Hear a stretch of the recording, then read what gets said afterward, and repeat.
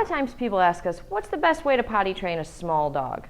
Small dogs can be a little bit tougher to train because they have small bladders. I mean, look how small they are. So we actually have developed a situation where if you work during the day, or let's say you're having trouble getting a dog potty trained, you can do indoor training, which is great for a small dog because, let's face it, Michigan winters can be tough on these little tiny paws. So this situation here is called the Puppy Poo Palace. The reason that the Puppy Poo Palace is great is because it gives the puppy a way to be able to use indoor training and also be contained and safe at the same time. So if you work long days and you want to get a smaller dog, this is a way to help with the training situation. Where normally if you put them in a cage, you come home to a mess. The Puppy Poo Palace allows you to come home to a space where the puppy is still clean, up out of its waist, and able to be trained at the same time. So let me show you this cage real quick. We have it set up to where the bed, the loft area here that you see in pink, is in the front. What the reason for that is that when the puppy actually comes through and goes out the door, you don't want them walking through their mess. So we have the tray set up to where in the back, that's where the puppy has his potty area. This here comes with a set of pee pads.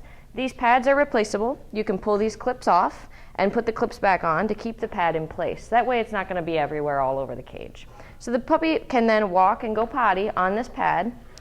This tray is going to slide back in so that the puppy has both front and back area. It's a full bedroom, a bed and a potty. Also in there, you're going to have your clip bowls. Those are going to be on the side so that you can have food and water. Those will be accessed from the bed or from the pee pad area.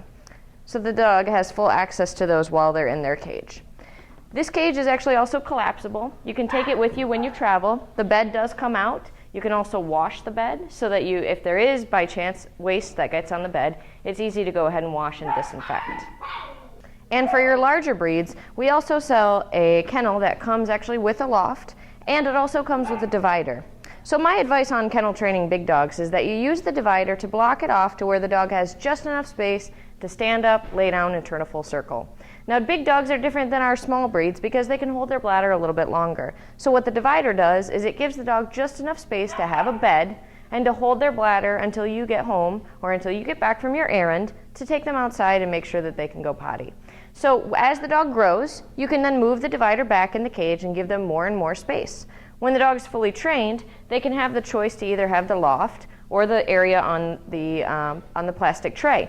You can also put a bed down there if you choose, or a bed on top of the loft. Some dogs prefer the cool tray, and some dogs prefer the loft. See which one your dog prefers and go from there. With the kit that we sell you, or that we give you actually, if you sign up for the Life's Abundance, it comes with a double latch door and also with 2 snappy fit bowls. These bowls can come on and off for cleaning, and they can stay right here on the door, so it's easy access for you to fill for the dog to get to. After your dog has eaten, you're going to want to take them outside to go potty.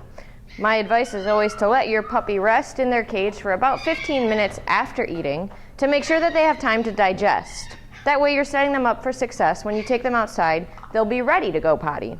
Make sure you take your lickety stick outside with you. That way you're able and ready to reward the puppy as soon as they go potty outside in their designated potty area.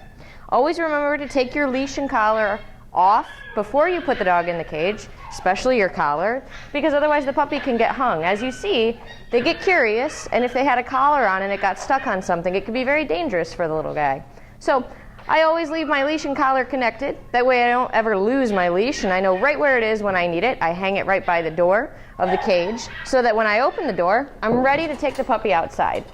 So we're going to go ahead and do that real quick. He's going to come out. We're going to put on his leash and collar, and then we're going to pick him up and carry him right to his designated potty area. That way, on his way out the door, he isn't tempted to go potty in a space where he's not supposed to.